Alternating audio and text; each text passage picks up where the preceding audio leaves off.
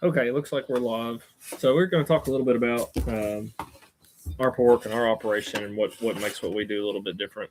And I've got some questions from a previous video that we had that we're going to cover as well. I think you might need to be a little louder. I don't know if it's loud enough. So, just to make sure, we're set up shop in Adam's parents' house. We come down here during the storm sometimes because if you read our newsletters and kind of know a little bit about us, we're on this journey to eventually build our own house, but somehow or another we accidentally started a farm instead, and so we we still live in our camper. So our camper's on the top of the hill. We're all on the same property, but when it's a little stormy and there's chances of tornadoes and stuff like that, we kind of hang out down here. A lot of stuff we do is down here at Grandmommy and Papa's house, so super thankful for them. They are very supportive of our journey in farming and everything we do, and so shout out to them as we invade the kitchen at Grandmommy and Papa's to talk about our pork. So here's Adam, and I'll let him talk about like some of the stuff he wanted to focus on tonight, and we have show and tell. Yes, yeah. So we're going to actually show you what some pork chops look like, because everybody knows what it looks like in the store, and they don't actually have. Louder. I don't think you're loud enough. I think I am. Okay. I don't know. Anyways, I can see the mic moving on the bottom. It can see me. Okay. Or hear me. So we'll compare pork chops, what you see in the store, and what you'll see from us. And this is just one of many different cuts and different examples that you can go through to actually have a visual guide to go by. And sometimes that's not accurate as well. And we can go through that to some extent. And things you'll hear as far as marketing, and one of them is breeds. So we'll go through that and talk about that as well. When you're choosing a pastured pork product or as we do forested, which is essentially the same practice, it's just done in the woods, right? So you're doing mobile infrastructure, and you're constantly moving the pigs, moving them from where they were, so they're not so destructive on the land, and you're able to move them outside of where their feces is and things like that for a healthier, more resilient animal, and one that is able to have more access to forage. So like great if you have a pig that's out in the woods or whatever, but if it never moves, all that forage is gone in a matter of a few days, and then it's just on dirt. It's just outdoors. It's not any better. They have to move. It's a necessary part of the process. Otherwise, you're not really doing anything better. And it's not really pasture raised or forested in our instance. And with that, if you do those practices correctly, you're going to end up with a much more nutrient dense food item. And there's lots of science based on that. I've made a couple different notes, where they've done studies that can tell you your omega-6s, omega-3s, and where they're higher and where they're lower, they're much more beneficial. You have a much nicer, a much healthier fatty acid profile, much higher in heart healthy polyunsaturated fats, that sort of thing. And it's, like I said, it's much more nutrient dense. So that's the nutrition side of it, which is great. But for us, and we're kind of going into one of the questions, which I guess I can just read the question. Why did you choose to raise pigs, and why are certain choice of breeds?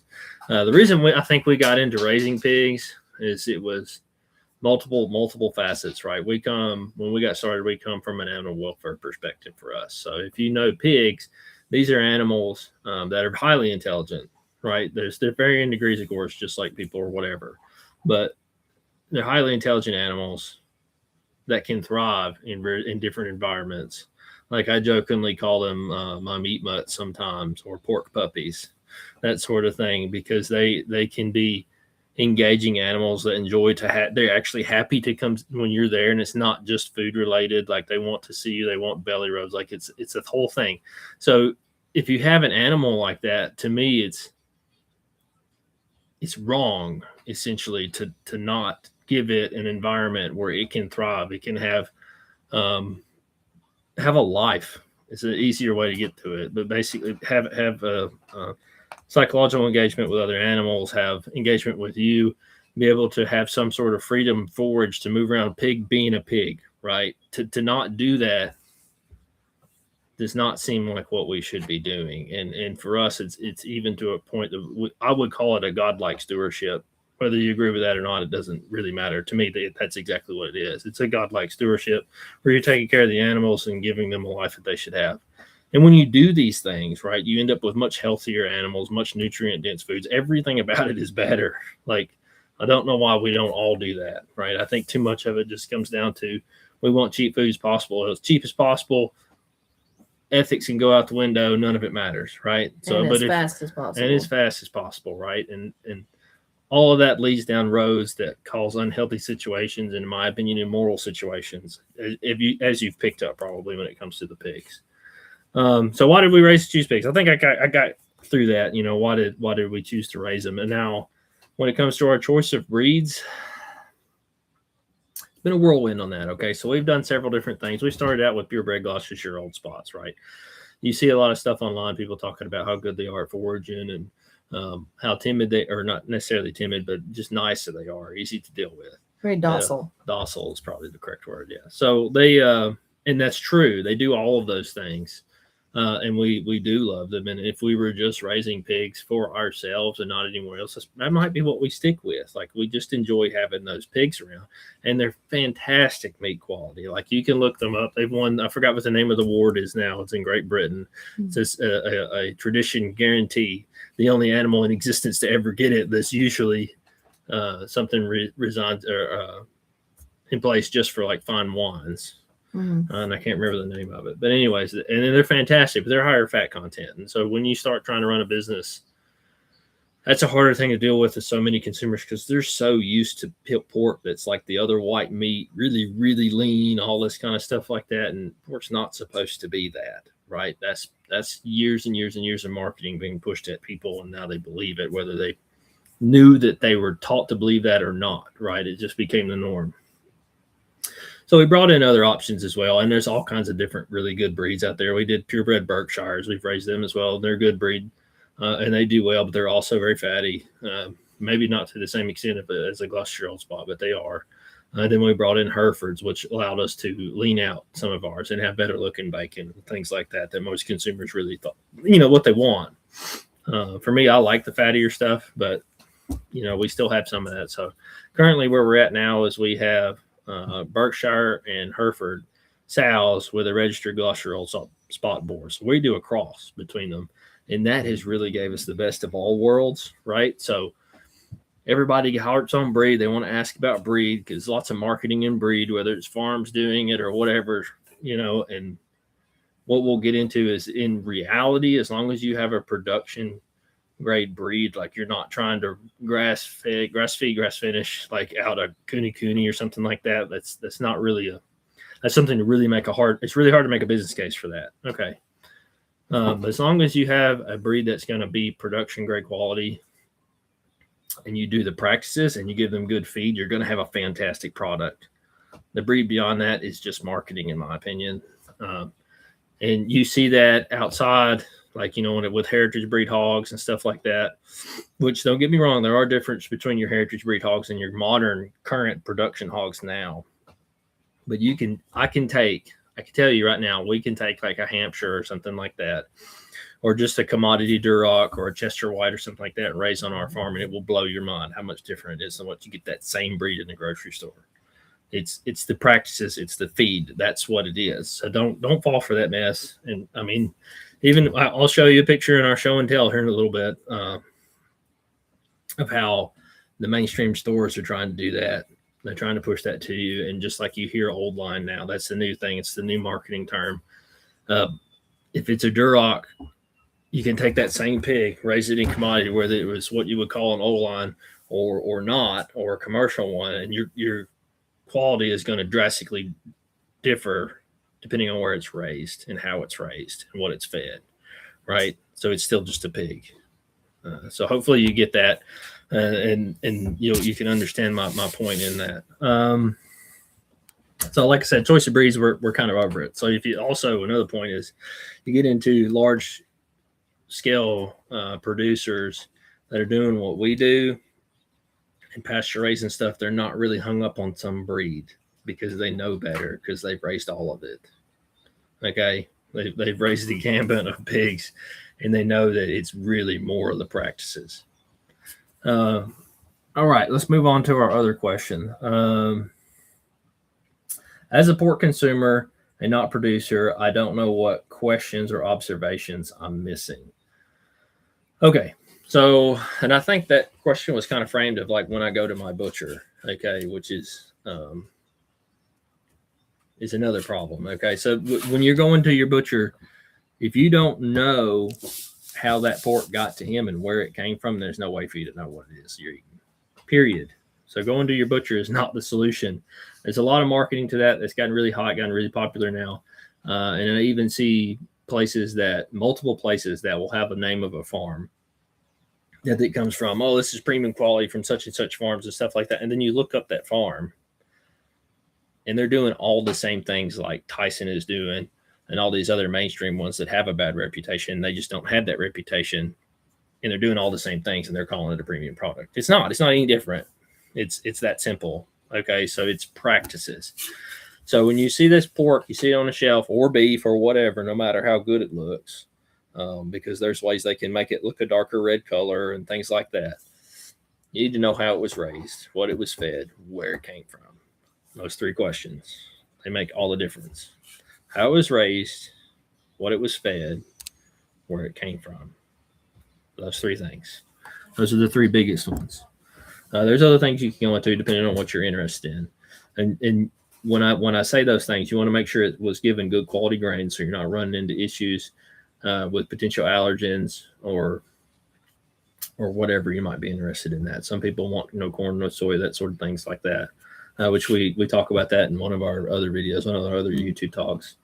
No day old Twinkies. No, goodness gracious. Yeah, if you're giving your pig trash, your end quality is also your end product is also going to be trash. Okay, it seems exceedingly obvious, but it happens all the time. Okay, all the time. And this is not just somebody at a production level. It's also people in the backyard, probably more so people in their backyard, giving old Twinkies or stale bread or whatever, right? That's not a ration for a pig. Okay, be very clear about that. Which is another question you can ask. What do you feed them? Do you give them treats? Okay, that's a good question because you might catch somebody out when they're trying to answer all the questions correctly, and that's not something they're going to hear, right? Everybody wants to say the right thing because they're trying to sell you something. We've said no sometimes when people ask us if we want something to give to our pigs. Like the pigs have a very strict diet, maybe even more strict than mine. Yeah, no, but, definitely. But than ours, yeah. But yeah. So like as far as treats and stuff like that, we're even particular about what that is and where it comes from. Whether it's like pumpkins or fruit or apples or whatever. Yeah, and we used to do a decent sized garden for us, right? Mm-hmm. And when you harvest your cabbage or your broccoli or something like that, you have a big stalk and leaves and things that come from it, and they love it. They eat the whole thing. They eat root ball and all. I want another. Baby, we talking. We're on the video. I'll help you. Okay. Life goes on, right? 5-year-old does not care what you're doing. So that's what I'm getting at as well. I want to make sure you understand that it's all about practices over breeds, over any fancy terms, anything like that. No. So let me show you some pictures and some products to give you an idea. So you can see here, this is one of them. This is one everybody has seen, right? It's natural, fresh pork, boneless pork chops. I mean, this thing is the other white meat, and it's saline injected, like so bad. It's like a pillow of liquid, right? And it says this word on the top right here, natural. That is a designation that you get all the time because it has no requirement. You don't actually have to do anything, or that doesn't have to mean anything. Because look, guys, natural, that's cool. It's natural. If it wasn't natural, like what is it, right? What in the world's going on if it's not natural? Also, cyanide's natural. So that doesn't mean anything. It doesn't help you. But I wanted you to see this because it's just plain white pork. There's like no marbling in it. It's saline injected. You can see that. Like it's just a liquid pillow. It's awful. Terrible stuff. And here's another one that shows you about the breed nonsense I was on about. So these are bone-in pork loin chops, and they're heritage natural Duroc pork, and they're already in a brine, and they're terrible looking. I mean, terrible looking, sad. My 10-year-old thought they went bad. Okay, she's like, "Those gone bad? You can't eat those." And they're already in a dadgum pack, like where they're to make them moist. They have to be constantly like this. I can't. It should be obvious, but I just wanted you to see that. Use your eyes. They're not deceiving you. The label does. The meat does not. Okay. That's a good thing to go with. And another thing you hear about brines and stuff, and we've got a review from a customer a while back, like they're used to making brines. They've eaten pork chops forever, and they ate their pork chops and didn't even have to put it in a brine, and it absolutely blew their mind. Like they never had anything like it. And that's what happens when you raise it right, you feed it right, and you have good fat contents, and you have intermuscular fat. You don't need the brine. You don't need it.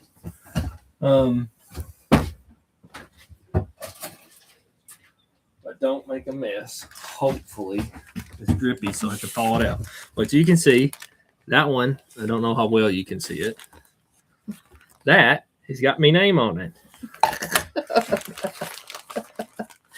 Okay, so you can see our pork chop here.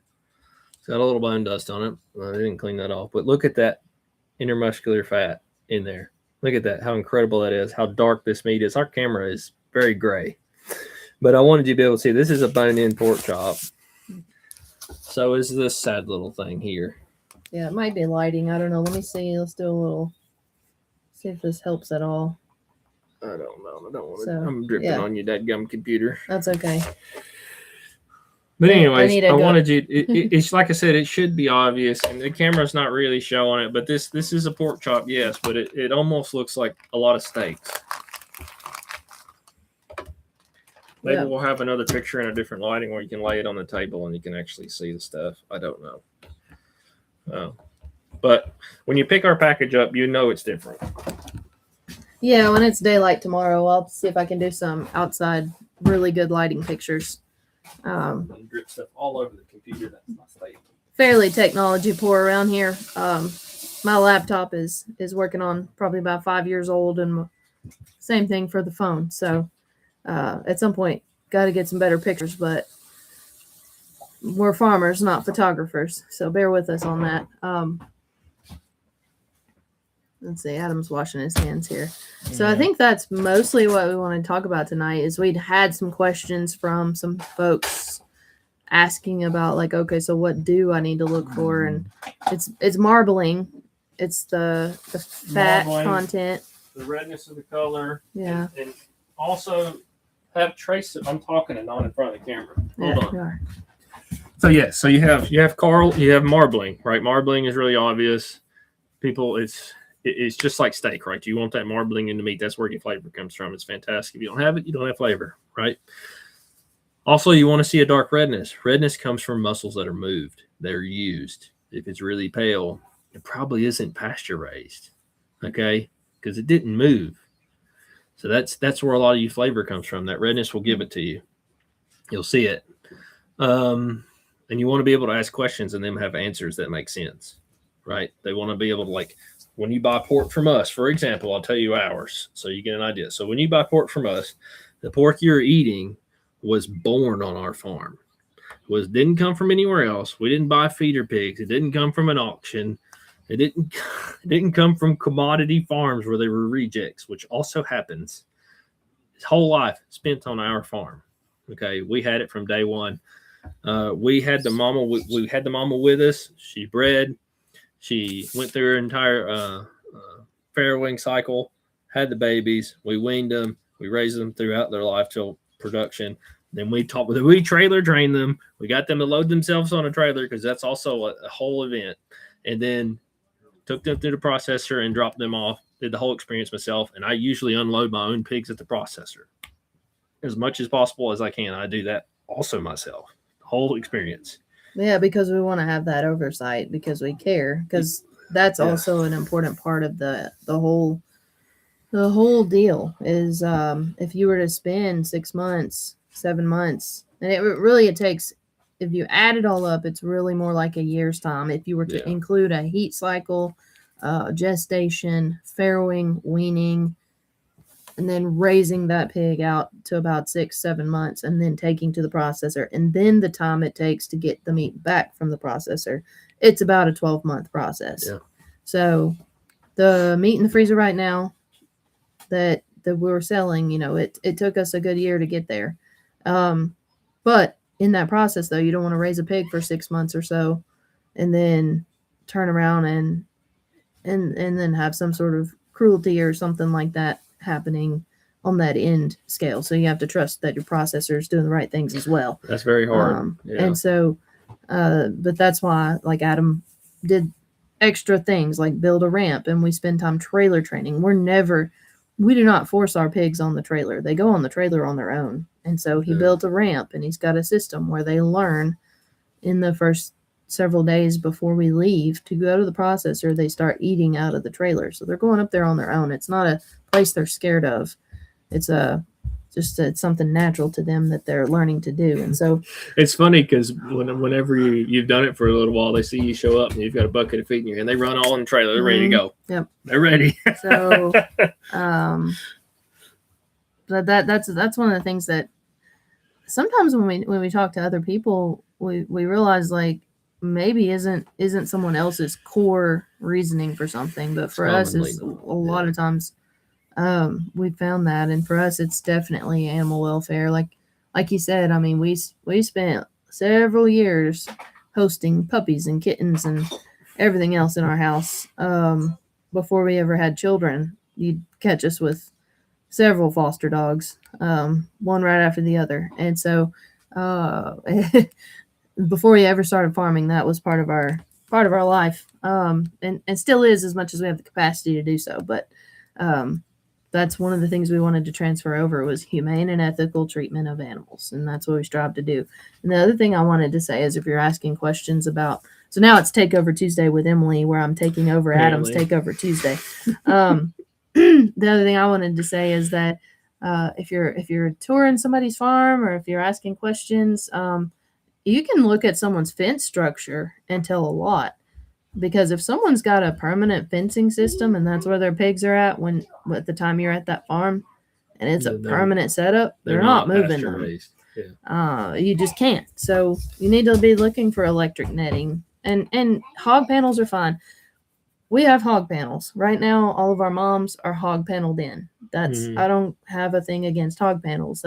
Sometimes you have to set up some semi-permanent structures because they need fence training, or you need to ensure the babies are safe. There are reasons for that. That's the reason we do it. There's two different things. We run a hotline on the inside. So they have the hog panel full visible barrier, and then they have the electric fence. So if they get shocked, they can't run through it. And that's just when they're little. And then after that, it's just electric netting. So that's a training mechanism. Yeah. It can also be used in certain circumstances to provide safety for the animal. I don't have a problem with hog panels. Hog panels are temporary. I mean, that's why you can pull them up and down and use T-posts and that sort of things. But if you're going to a farm and it's just all hard fencing or big metal tubing and doesn't look like it's designed to move at all, or there's no real way that pigs are going in and out of it at all, because they're not. Then they're not being moved. And so that's a different methodology for raising the pig. So if you're looking specifically for a pig that is being moved, then that's how you can raised or forested, that's how that works. So you see people say free range, you even see people saying pasture raised, and really the pigs are just outdoor pigs living on the surface of the moon in the mud. And that's not what you think it is. So you need to be very careful. And it's not regulated within pork. And it's very minutely regulated within poultry. There is none for eggs, really. And then what there is for meat is a regulation that's not enforced. So it essentially doesn't exist. And that's why I try to tell people so much. Nothing matters on the label. There is no magic I believe button that is a label that tells you that's what you need. That's what's correct. That's what's good. None of that means anything. Like that, I'm talking about breeds. There's your heritage Duroc. We just talked about that. Means nothing. Okay. That same pig raised the way we raise them, it would be completely different results. So it's practices. It's not a breed. It's not any certain terminology. It's how they do it. and make sure that they're actually doing it. Absolutely. Yeah. And I guess the other thing we can close out on is hold on, I closed out my window by accident. Let's see. Okay, the other thing I guess we can close on is I just wanted to say, you know, a lot, if you look, you know, turn those packages around and look and see who the distributor is, look and see where that meat comes from. It's all going to go back to 3 or 4 different monopoly companies. Okay. I need a chair. So Adela, go ask we'll Papa. be right with you. Papa will help you. So anyway, it all is going to come back to a monopoly of about a couple of different companies, just like chicken in commodity industry, right? And so without necessarily just going into naming those companies, you also have that some of those pigs are also grown out in other countries and then brought to the U.S. for processing. And put in a different package, and therefore it can be called a product of the U.S. Yeah, which never was alive in this country. So that's not something we're necessarily going into tonight, but other things to be aware of. But all that to say, all of those companies are subsidized, just like in poultry, usually by the government. So that another thing I want to say, can I interrupt you right quick? Because you get other you're people taking over my Takeover Tuesday. That was your yeah. Anyways, you hear subsidies, and there's all kinds of different forms of that, right? So you've got some people that are in row crop operations that are local to here, or they have beef or whatever else, and they get small subsidies or whatever. When we're talking about subsidies, guys, we're talking hundreds of millions of dollars.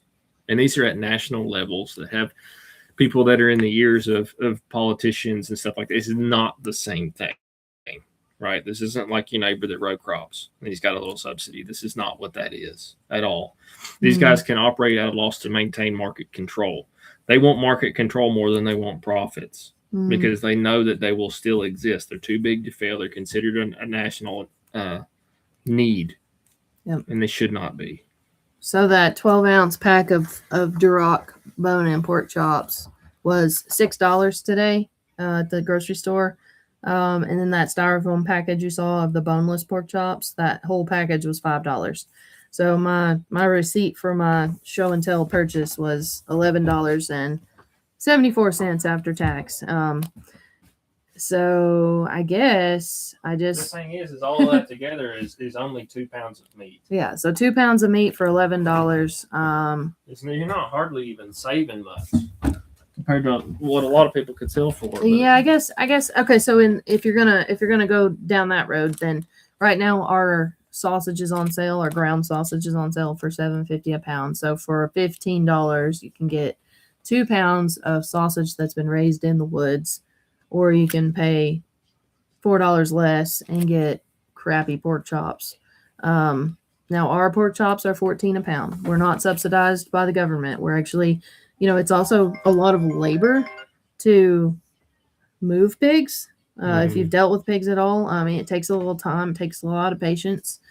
And also too, running electric fence netting through woods is not easy. That takes labor. No, another thing is we have certain items on the animal that's always going to sell, right? It's the same reason behind our pricing scale on our poultry, right? So like our pork chops and bacon are something that's always going to sell. So those 2 items need to carry most of the cost of that animal because I can't make it equally across that to jowl or to pork roasts or anything like that. I can't have that same price across all of it, even though it costs me the same to raise that animal. You have to split it up into your more commonly sold items. Otherwise, you will not succeed as a business, right? So we have to do that. So those items are going to cost more, just like our chicken breast costs a whole lot more than, say, my wings, for example.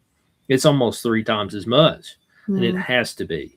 Because I will always sell the chicken breast. I will always sell the tenders. And I might not always sell my drumsticks or my thighs or my leg quarters, right? I have to do that. And that is so that we can exist as a business, right? Those items have to carry more of the cost of that animal. So that's why you see that. Yeah.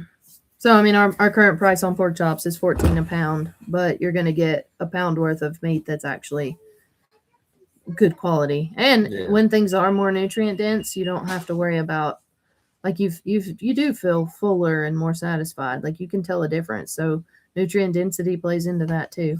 Now the other part of talking about money and how to save a little bit when you want to buy better quality food, when you do get like a half or a whole hog, then your price tends to level out. So it can get more down to that like $8-9 a pound for all the cuts, like he was talking about. You're not going to have that disparaging difference in your sausage price per pound Correct. versus your pork chop price per pound, because you're going to get like a whole side of a hog, and it's going to average around $8-9 a pound depending on your selections. The same thing is true of our chicken. If you want to buy chicken breast at the same price as wings, you buy the whole chicken.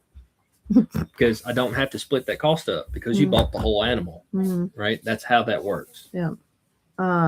So that's just kind of a little bit about pricing. And then, I want to add one more thing to take over your Takeover Tuesday, which is earlier, we kind of got off on a little bit of a tangent about how people obtain their pigs if they're growing out pigs without farrowing.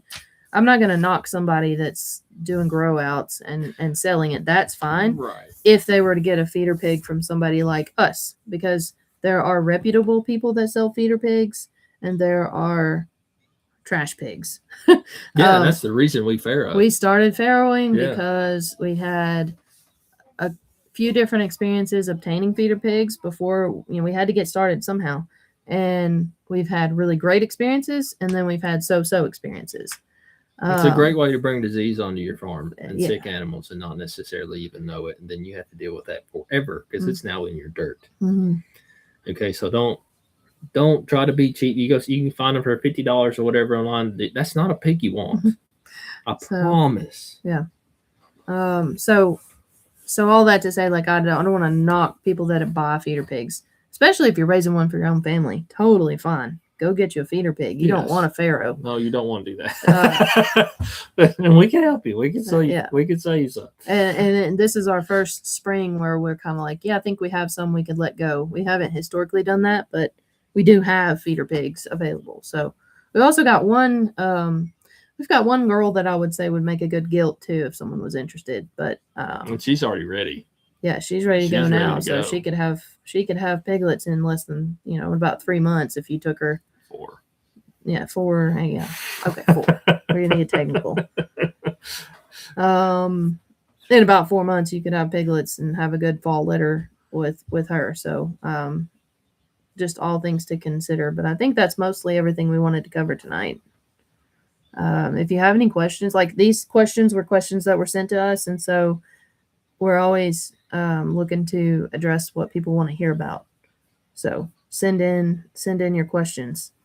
And also too, I love it when people take pictures of stuff they make with our products. So it just gets me so excited, especially if you're willing to let me share it on socials and that sort of thing. So if you've made something tasty lately, please either tell us what time we're coming for dinner or send us a picture or both. That's our thing. And then I guess other than that, we got a bunch of chickens processed over the last week. I'm still getting orders out the door. So if you haven't heard from me yet and you're supposed to, I will be getting in touch with you soon. We've got a lot of chicken going out, especially tomorrow and Thursday, and then again on Saturday. So we'll be getting chicken out. And then we went to Nashville today, did some hobnobbing around Nashville and met with a few people. So that was cool. Hopefully we'll have more exciting things to share soon, and go from there. So if you have any more questions, send them our way. You can send them on social media or email or whatever. We're pretty easy to find. All right. Talk to y'all later. Adam, do you want to say bye? Yeah, I'm taking care of 5-year-olds. Help them get in tight. Yeah, thanks for listening to us. Appreciate it. Talk to y'all later. Papa wants you to use the duct tape. Use this tape. Just so you can